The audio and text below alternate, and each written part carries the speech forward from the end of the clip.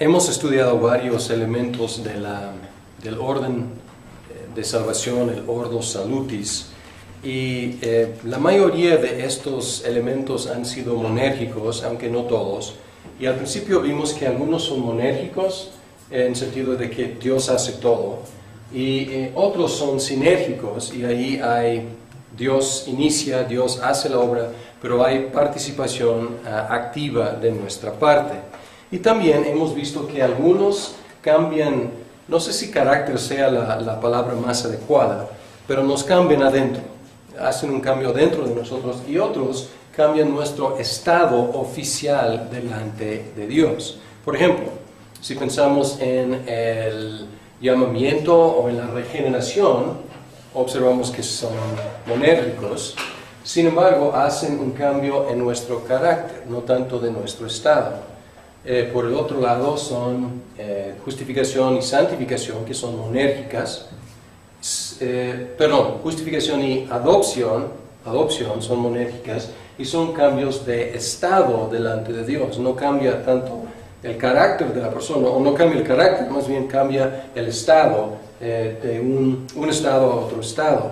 La conversión, que se compone de la fe y el arrepentimiento, es sinérgico o sinérgica, y cambia el carácter de la persona.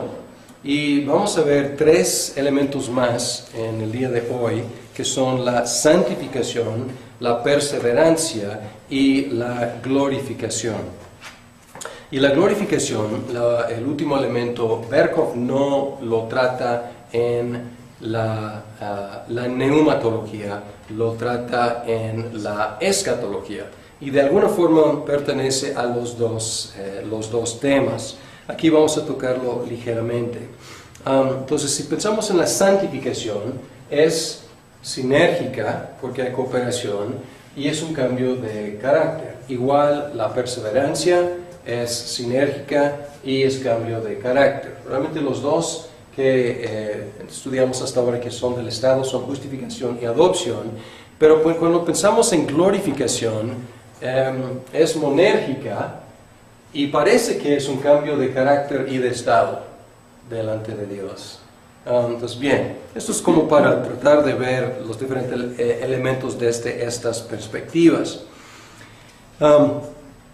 La santificación en el Catecismo Menor es una de las tres bendiciones principales de la redención. Si vemos en 32, ¿de qué beneficios participan en esta vida los que son eficazmente llamados?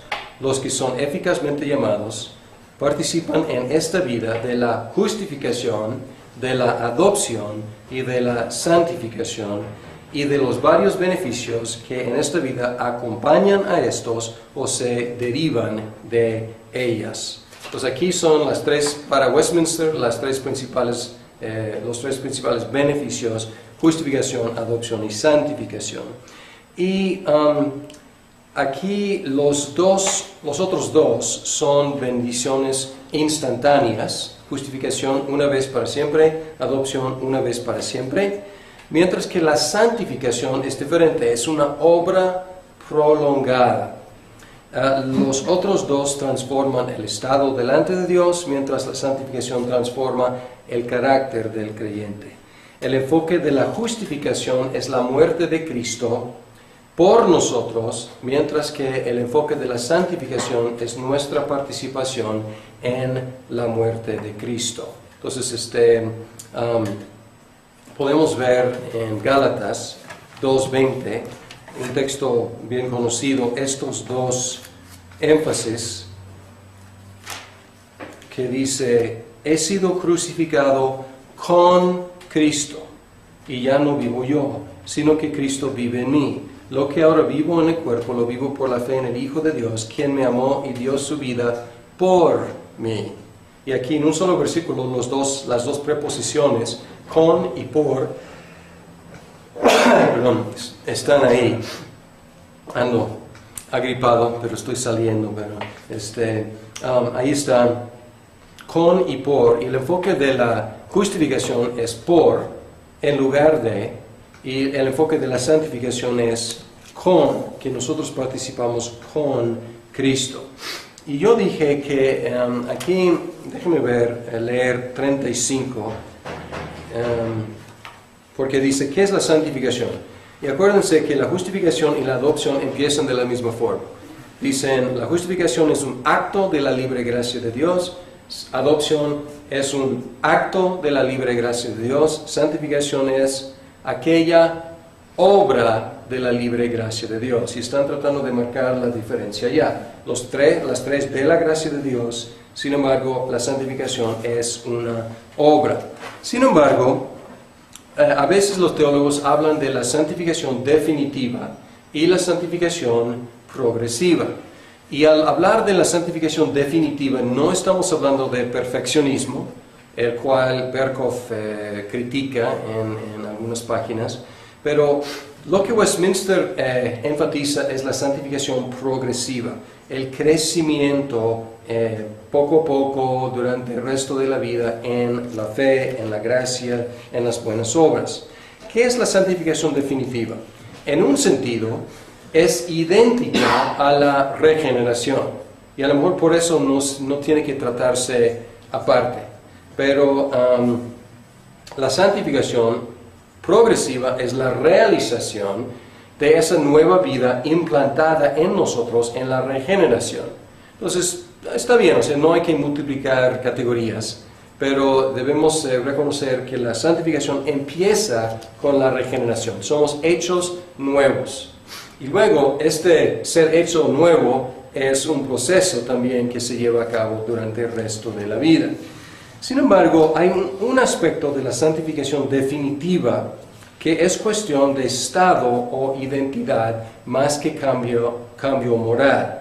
Y este es el uso de la palabra santos en la Biblia. Porque en la Biblia, en el Nuevo Testamento, somos llamados santos. Y no tanto por el alto nivel de crecimiento en la gracia que hemos demostrado en nuestras vidas. Evidencia de eso es que en Corinto, en las cartas a los Corintios, Pablo les llama santos. Y obviamente no por el alto nivel de santificación en sus vidas, sino porque son apartados de Dios como su pueblo para un fin santo.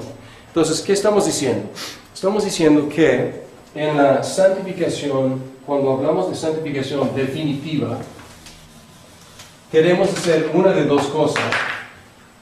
Una cosa es la regeneración, entonces definitiva, en un sentido moral, es la regeneración, la misma cosa. En el otro sentido es ser apartados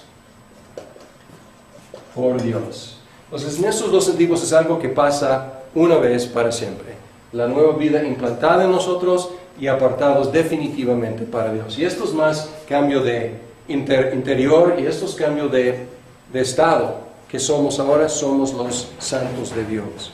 Bien, la explicación de la santificación en Romanos 6 es un texto muy importante para la santificación.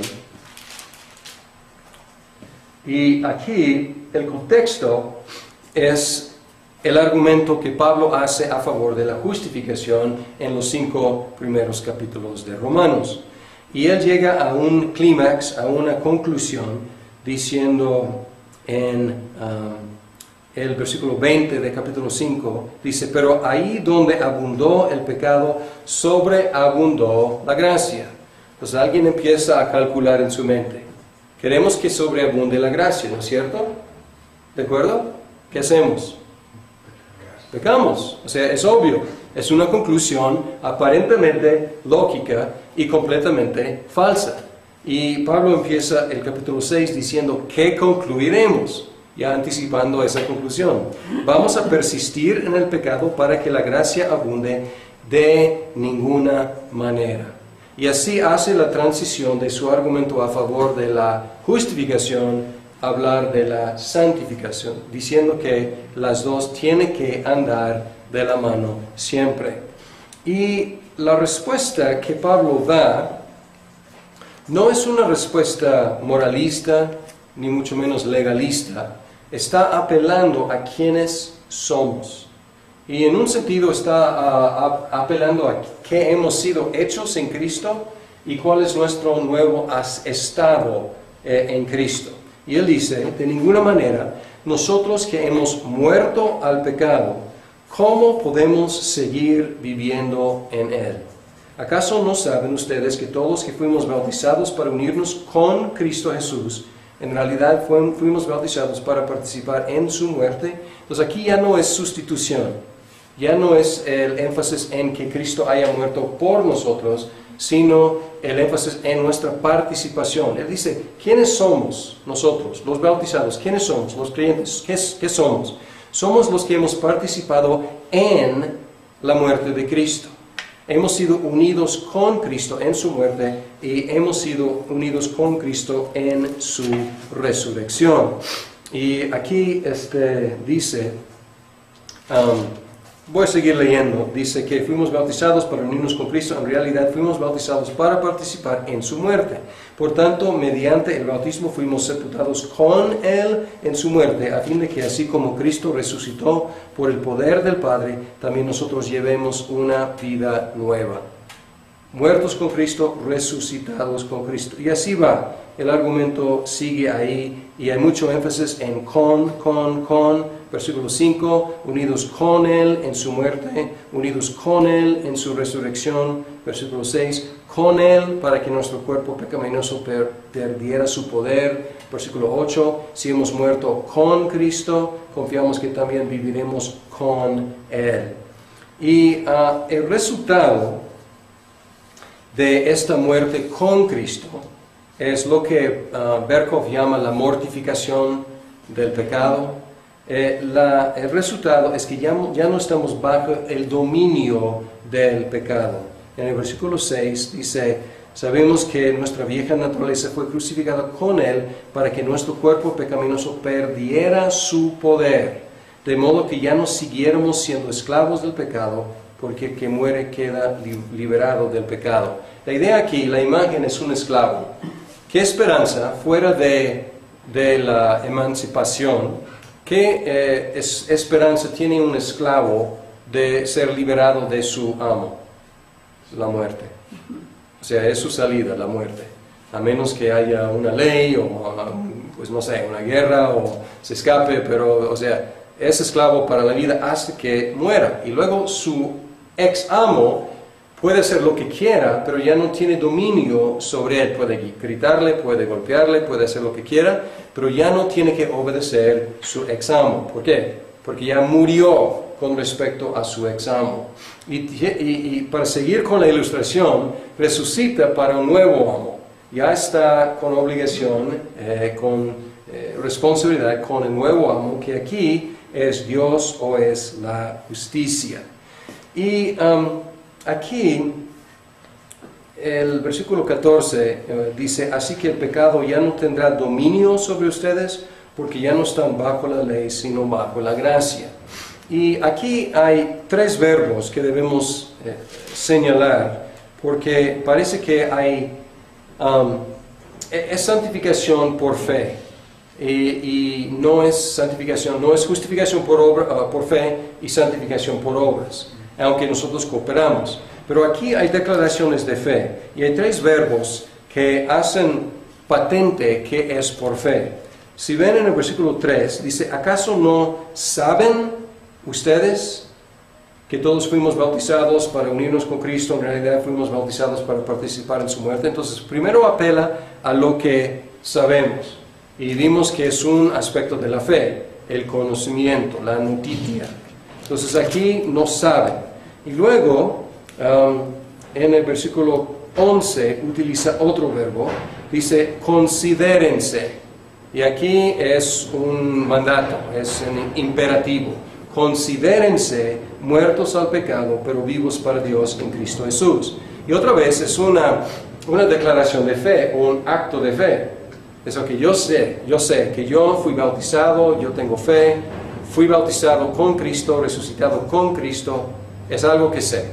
Ahora, Pablo dice, considérense, porque a veces no me siento muy muerto al pecado. Todavía ese examo, como tengo algo en mí que quiere, por los hábitos o lo que sea, algo en mí que quiere seguir obedeciéndole. Pero Pablo dice, considérense, cuéntense muertos para el examen y vivos para el Señor. Y luego un acto muy práctico dice, preséntense o en esta versión, ofrézcanse. Versículo 13, no ofrezcan los miembros de su cuerpo al pecado como instrumentos de injusticia, al contrario, ofrézcanse más bien a Dios como quienes han vuelto de la muerte a la vida, presentando los miembros de su cuerpo como instrumentos de justicia. Es muy práctico. ¿A qué me presento mis manos? ¿A qué me presento mis ojos? ¿A qué me presento mi boca? ¿A qué presento mis pies? Entonces está diciendo, ya no presentar esas partes al pecado, sino presentar esas partes para justicia. Entonces es muy práctico y obviamente es muy participativo, es sinérgico, es algo que tenemos que hacer, pero ¿basado en qué? En lo que creemos. Si creemos que estamos muertos con Cristo, vivos para Cristo, pues podemos tomar ese paso de fe. Y Murray, no tengo aquí la cita, pero Murray habla de, es una lucha, obviamente. Nosotros los creyentes seguimos siendo pecadores, a pesar de estar con todos estos beneficios, y a veces la lucha es muy fuerte entre el obedecer el examo y obedecer el nuevo amo. Y a veces a lo mejor esto nos suena como pues pasado, porque dice que estamos muertos, ya no tiene dominio sobre nosotros. Y Murray en su libro que hemos mencionado de la redención consumada y aplicada, habla de que sí es cierto, pero hay una gran diferencia entre vivir en el pecado y tener el pecado sobreviviendo en ti. Y es la expresión que Pablo utiliza, que el pecado sigue viviendo en nosotros. Como algo extraño, algo fuera de lugar, pero sigue sobreviviendo en nosotros un tantito más. Pero es otra cosa vivir en el pecado, vivir bajo el dominio del pecado. Y hemos sido liberados de ese dominio. Y aquí tenemos que ver la santificación, la verdad, la santificación es una doctrina difícil porque es fácil caer en extremos o caer en errores. Un extremo podríamos llamar el quietismo o el pasivismo, como sin esfuerzo propio. Y hay tendencias cristianas que enfatizan, Dios se encarga de todo, yo no tengo que hacer nada. Y por el otro extremo hay activismo, en el cual nos olvidamos de que es Dios que hace la obra en nosotros. Y tenemos que confiar en su obra y participar con la obra de santificación. Hay en Filipenses un balance, un equilibrio, en Filipenses 2, 12 y 13, que es bueno guardar en mente. Ni estar ahí con los brazos cruzados, ni estar ansiosos por santificarnos a nosotros mismos. Pero aquí dice, así que mis queridos hermanos, como han obedecido siempre, no solo en mi presencia, sino mucho más ahora en mi ausencia, lleven a cabo su salvación con temor y temblor, pues Dios es quien produce en ustedes tanto el querer como el hacer para que se cumpla su buena voluntad. El versículo 12 suena como activismo extremo, ¿no? El versículo 13 podría, aislado, parecer como quietismo o pasivismo extremo. Pues Dios hace todo, Dios hace que yo quiera, también que yo haga, perfecto, me quedo aquí, no hago nada, hasta que Él me dé las ganas y me dé el hacer. Pero aquí combinando estos dos versículos tenemos el equilibrio bíblico. Y aquí cuando dice lleven a cabo su salvación, está enfocándose en el aspecto de la santificación, no en la justificación. Y aquí pues echen ganas. ¿Por qué? Porque Dios está trabajando. Esfuércense, ¿por qué? Porque Dios les da el querer y el hacer. Y es la combinación, y Pablo obviamente no encuentra una contradicción aquí, Él afirma las dos cosas y dice, adelante. Pues obviamente es muy sinérgico, pero a fin de cuentas no podemos tomar ningún crédito a fin de día, porque dice, Él produce el querer y el hacer para que cumpla su buena voluntad. Entonces, si en alguna medida hemos cumplido con su voluntad, la respuesta es, gracias a Dios, gracias a Dios. Él nos dio el querer y el poder hacer. He mencionado en otro contexto, y voy a mencionar otra vez, el esquema de Agustín, porque es de ayuda pensar en nuestro estado. Y si quieren el latín y el castellano,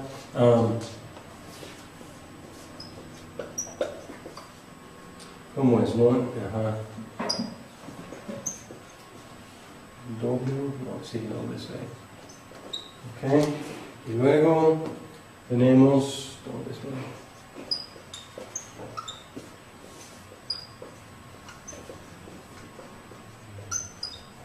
Y luego, ¿qué? No brinqué, a ver. Brinqué, perdón, el primero,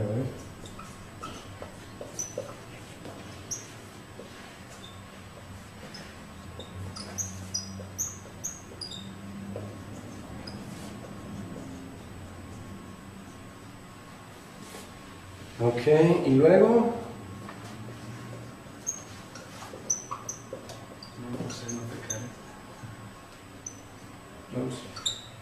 Ok, ¿está bien? Sí, ok. Entonces este es en el paraíso en Edén, antes del primer pecado. Entonces Adán estuvo en esta situación. Posibilidad, capaz de pecar, capaz de no pecar. Para Adán pues él tenía la posibilidad de las dos cosas. Y luego aquí en el estado de pecado, incapaz de no pecar. Y este es el estado de esclavitud al pecado. Y luego en la gracia, capaz de no pecar. Ya no tenemos que pecar como antes teníamos que pecar. Y aquí en la gloria, incapaz de pecar. ¿Y cuál es en la salvación, la santificación definitiva, podemos decir, es el cambio de este estado a este estado? Y luego la glorificación es el cambio de este estado de gracia a este estado de gloria. Entonces, pues para mí es útil para pensar en los 4 estados históricos del ser humano. Estas palabras de Agustín. Bien, esta es la santificación y estamos en un sentido, la conocemos muy bien porque es pan diario, es nuestra experiencia diaria de estar creciendo y muchas veces no podemos detectar crecimiento de un día a otro ni de una semana a otra, pero si su experiencia es como la mía y pues muchos otros, pues viendo hacia atrás, viendo hace un año, viendo hacia 3 años, hace 3 años, hace 10 o 20 años, podemos ver que Dios sí está obrando en nosotros para cumplir con su voluntad. Ahora la perseverancia. La perseverancia no es, o más bien debo afirmar, es contemporánea con la santificación. Y en un sentido es lo mismo, pero la perspectiva de la perseverancia es la conclusión del proceso y el proceso del proceso. O sea, a dónde vamos a llegar, a fin de cuentas, y cómo vamos a llegar ahí.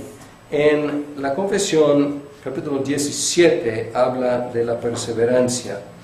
Y esta expresión, la perseverancia de los santos, es una expresión cuidadosamente diseñada. Aquí en el capítulo 17 dice, a quienes Dios ha aceptado en su amado y que han sido llamados eficazmente y santificados por su Espíritu no pueden caer ni total ni definitivamente del estado de gracia, sino que ciertamente han de perseverar hasta el fin y serán salvos eternamente. Entonces es contemporánea con la santificación, pero la idea es si vamos a llegar o no vamos a llegar, porque hay cristianos que creen que uno puede caer de la gracia y perder su salvación. Y en la perseverancia de los santos está cuidadosamente diseñada para mantener un balance bíblico entre dos errores comunes.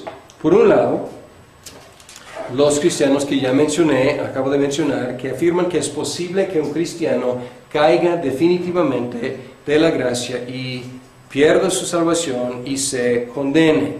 Y por el otro lado, hay quienes afirman que todos los que profesan la fe cristiana serán salvos, no importando cómo vivan. Entonces aquí hay dos extremos. Uno, pues cuídate porque puedes perder tu salvación. Y el otro es, pues ya aceptaste a Cristo como tu Salvador, ya estás bien.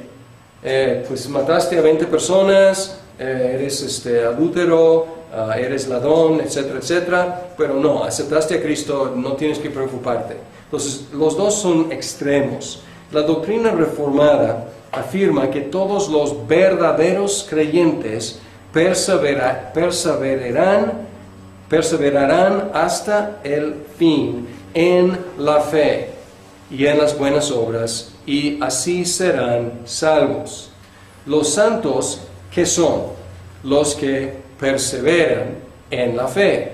Entonces, aquí descarta un extremo, descarta extremo del que dice, no importa cómo vives, sí importa.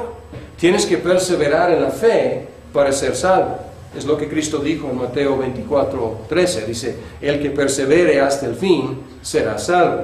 Entonces, por un lado dice, sí importa cómo vives, porque los verdaderos cristianos, ¿qué hacen? Creen y siguen creciendo. ¿Hasta cuándo? Hasta el fin, hasta la muerte. Y por el otro lado, da consuelo a este lado y dice, pues los verdaderos cristianos van a llegar hasta el fin, no van a caer en el camino. Entonces, es decir que los cristianos, los verdaderos creyentes, llegarán a la meta de la carrera y llegarán corriendo. Porque aquí simplemente dice, corre a ver si llegas.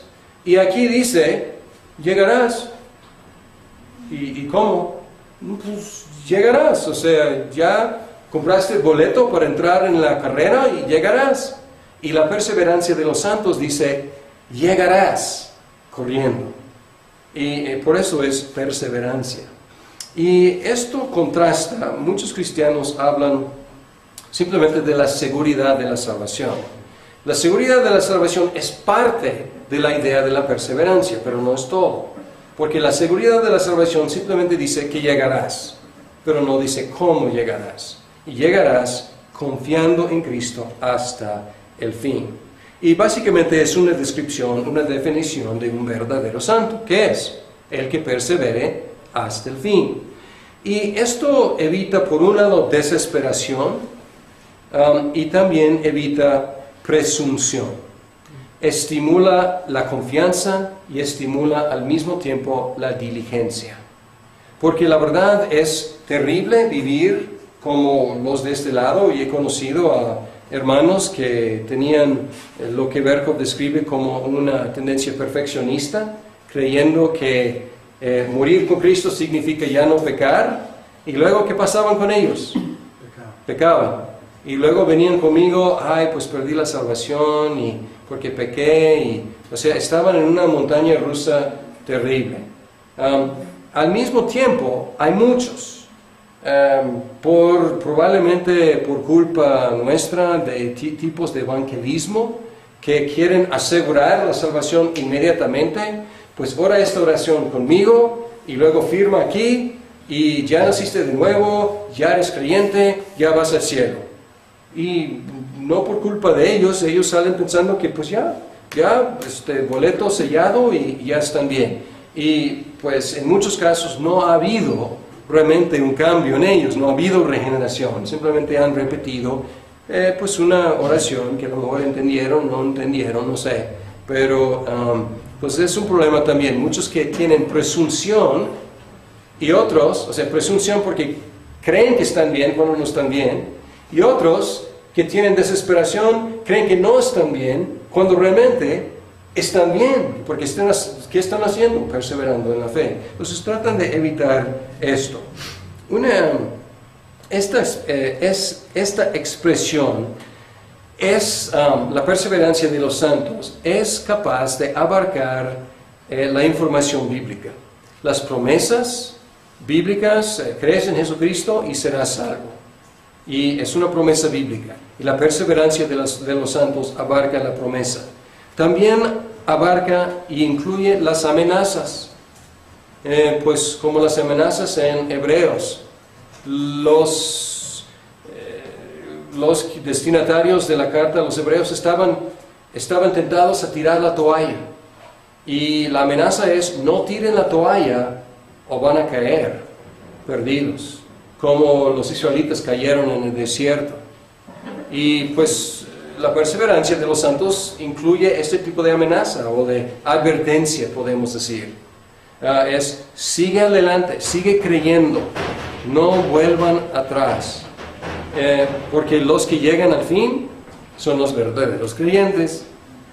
También puede abarcar los estímulos. Porque si es aquí, pues hay mucho estímulo en la Biblia, como en Hebreos, en otras partes. Sigan adelante. Acabamos de leer en Filipenses. Ocúpense de su salvación. Es un estímulo, es un ánimo. Pues si simplemente tengo que repetir una oración y ya, pues los estímulos no tienen ningún sentido. Entonces, pues incluye también los estímulos. Y también hay ejemplos de apostasía en la Biblia. Podemos pensar en Judas, que pues un apóstol, y luego obviamente traicionó a Cristo. Entonces, ¿cómo podemos explicar esto? Realmente esta postura aquí no puede explicar. Una vez salvo, siempre salvo. Judas, salvo, pues haciendo milagros, predicando el Evangelio, siempre salvo. Pero la Biblia dice que no. Lo llama el hijo de perdición. A lo mejor la postura de que puedes perder tu salvación puede explicar las apostasías, pero no puede explicar las promesas. Pero perseverancia de los santos sí puede. El caso de Judas, el caso de otros apóstatas, ¿cuál es? No perseveraron hasta el fin. ¿Y qué significa de ellos? Realmente no eran, nunca habían sido verdaderos santos. Porque ¿qué hacen los santos? Perseveran hasta el fin. Entonces, la perseverancia de los santos es al mismo tiempo la preservación de Dios. Si ven en Filipenses 1, 4 al 7, y de hecho esta expresión viene de Dort, del sínodo de Dort y los famosos 5 puntos de calvinismo. Los arminianos hasta la fecha están divididos en cuanto a eso. Pero algunos arminianos afirmaban que sí, uno podría perder la salvación. Otros dicen que no. Pero ahí en Dort hablaban no solamente de una vez salvo, siempre salvo, seguridad de la salvación, pero tampoco decían que uno puede caer de la gracia. Decían no, pero de los santos perseveran hasta el fin. ¿Y por qué? Porque Dios los preserva. Entonces, a fin de cuentas, si uno llega hasta el fin confiando en Cristo, ¿cuál es la respuesta? Gracias a Dios, gracias a Dios. Y aquí Pablo dice en Filipenses 1, 4 a 7, dice 3, dice: doy gracias a mi Dios cada vez que me acuerdo de ustedes. En todas mis oraciones por todos ustedes siempre oro con alegría, porque han participado en el Evangelio desde el primer día hasta ahora. Estoy convencido de esto: el que comenzó tan buena obra en ustedes, la irá perfeccionando hasta el día de Cristo Jesús.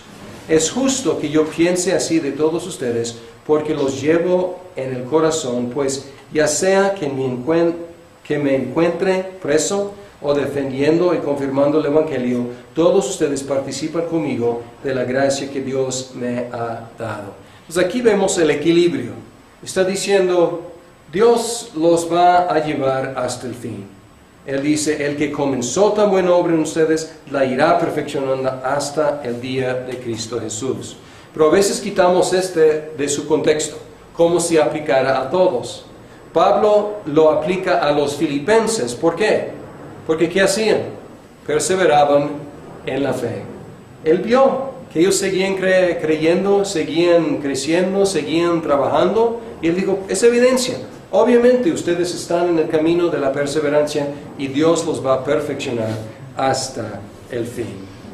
Entonces así, santificación, perseverancia, contemporáneas, con un enfoque, la santificación, el enfoque en el crecimiento, en la fe, en la gracia, en las buenas obras, y la perseverancia, el enfoque en la constancia de seguir adelante hasta el fin y así ser salvos.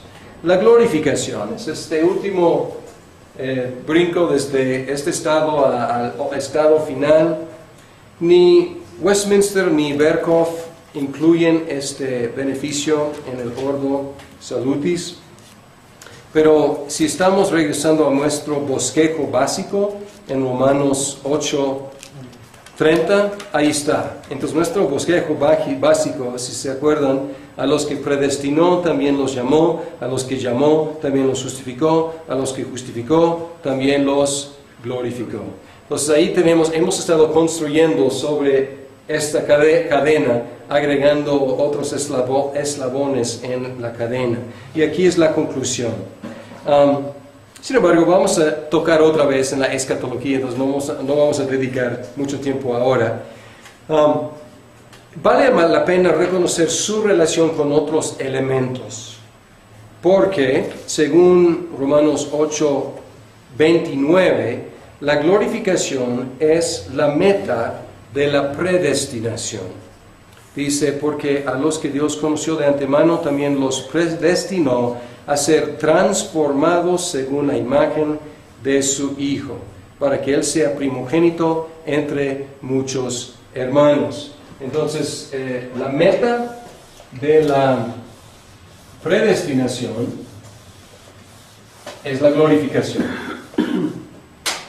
Entonces, predestinación, la meta es glorificación. Ok, también la glorificación es la extensión de la regeneración a toda la creación. Entonces, si vemos, por ejemplo, Apocalipsis 21:5,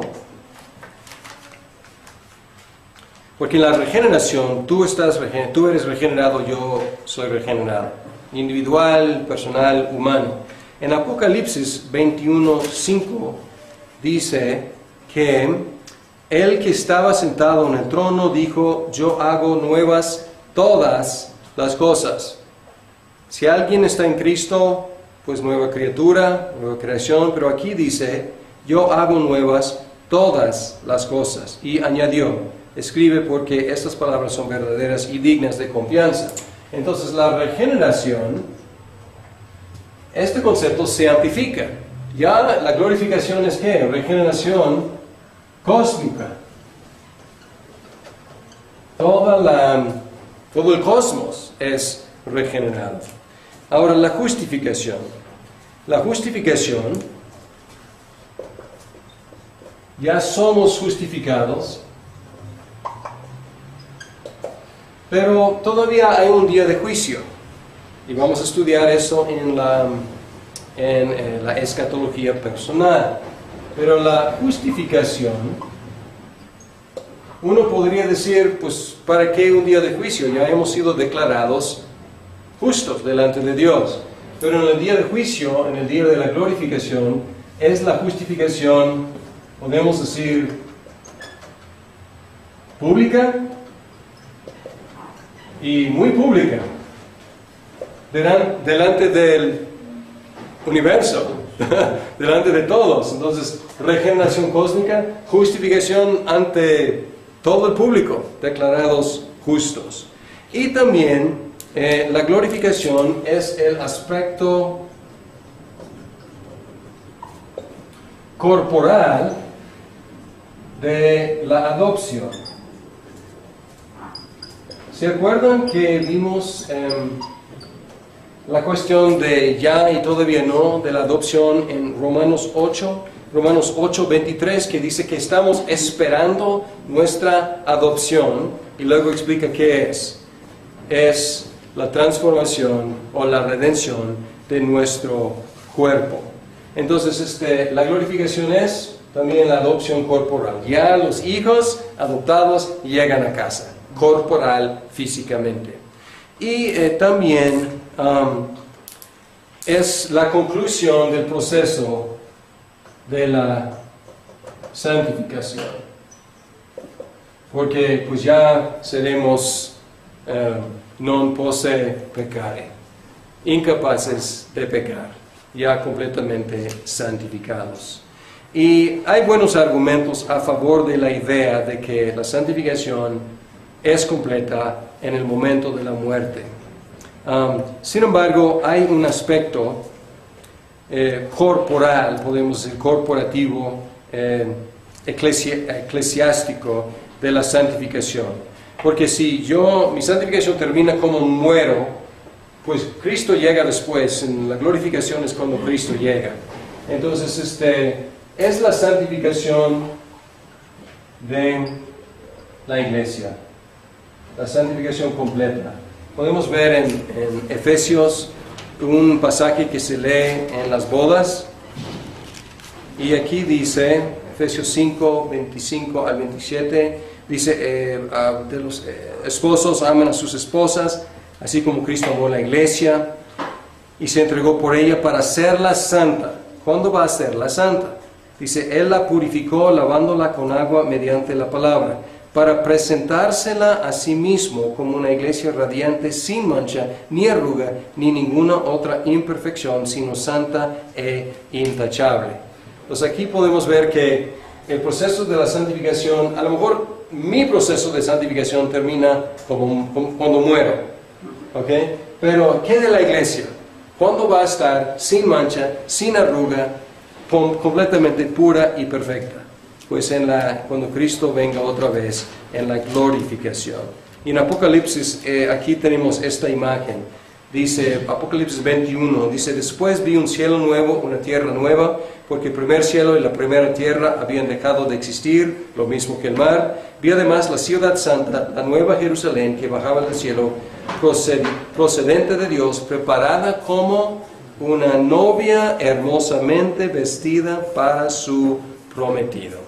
Pues ahí la santificación, entonces puede ver aquí que el panorama se amplía muchísimo de la santificación, la adopción, la justificación, la regeneración, y llegamos a la meta de la predestinación, que es nuestra glorificación con Cristo. Y así terminamos nuestro repaso del Ordo Salutis, de la neumatología, de la aplicación que el Espíritu Santo hace de la redención comprada por Cristo. Ahora nos toca dirigirnos a la pregunta de la esfera, del lugar, podemos decir, en la cual esta redención normalmente se lleva a cabo. Y es la iglesia el tema de las próximas sesiones. Por el otro lado son justificación y santificación, que son monérgicas.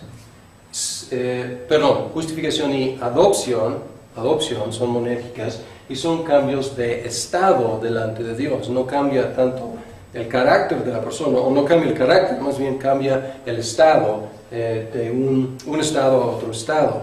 La conversión, que se compone de la fe y el arrepentimiento, es sinérgico o sinérgica, y cambia el carácter de la persona.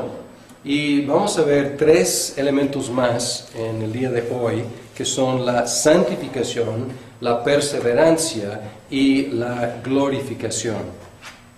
Y la glorificación, el último elemento, Berkhof no lo trata en la neumatología, lo trata en la escatología. Y de alguna forma pertenece a los dos temas. Aquí vamos a tocarlo ligeramente. Entonces, si pensamos en la santificación, es sinérgica, porque hay cooperación, y es un cambio de carácter. Igual la perseverancia es sinérgica y es cambio de carácter. Realmente los dos que estudiamos hasta ahora, que son del estado, son justificación y adopción, pero pues, cuando pensamos en glorificación, es monérgica y parece que es un cambio de carácter y de estado delante de Dios. Entonces, bien, esto es como para tratar de ver los diferentes elementos desde estas perspectivas. La santificación en el Catecismo Menor es una de las 3 bendiciones principales de la redención. Si vemos en 32, ¿de qué beneficios participan en esta vida los que son eficazmente llamados?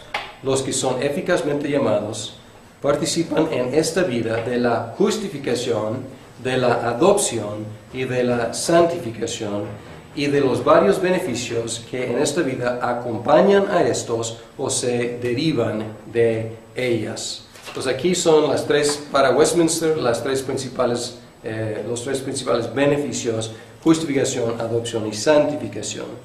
Y aquí los otros dos son bendiciones instantáneas: justificación una vez para siempre, adopción una vez para siempre, mientras que la santificación es diferente, es una obra prolongada.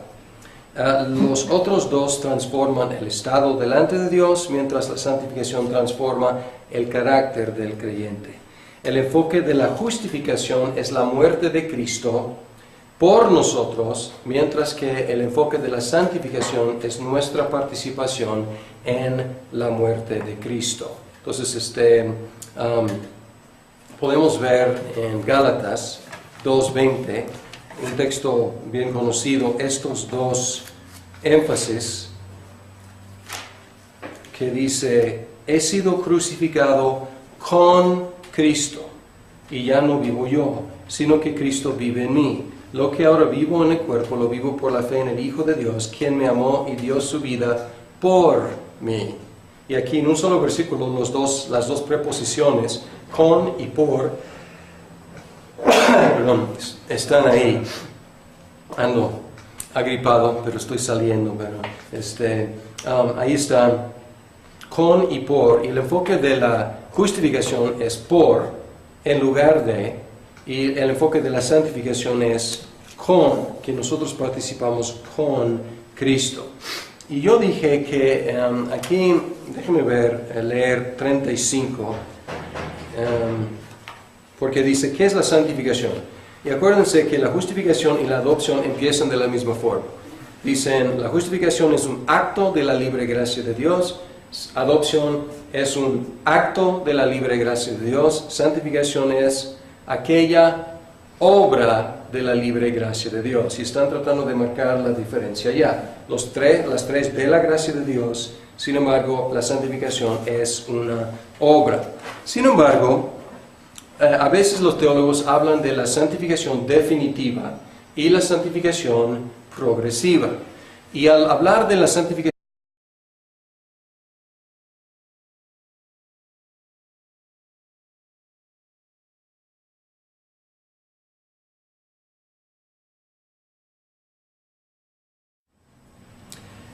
hemos estudiado varios elementos del orden de salvación, el ordo salutis, y la mayoría de estos elementos han sido monérgicos, aunque no todos. Y al principio vimos que algunos son monérgicos, en el sentido de que Dios hace todo, y otros son sinérgicos, y ahí Dios inicia, Dios hace la obra, pero hay participación activa de nuestra parte. Y también hemos visto que algunos cambian, no sé si carácter sea la palabra más adecuada, pero nos cambian adentro, hacen un cambio dentro de nosotros, y otros cambian nuestro estado oficial delante de Dios. Por ejemplo, si pensamos en el llamamiento o en la regeneración, observamos que son monérgicos, Sin embargo, hacen un cambio en nuestro carácter, no tanto de nuestro estado.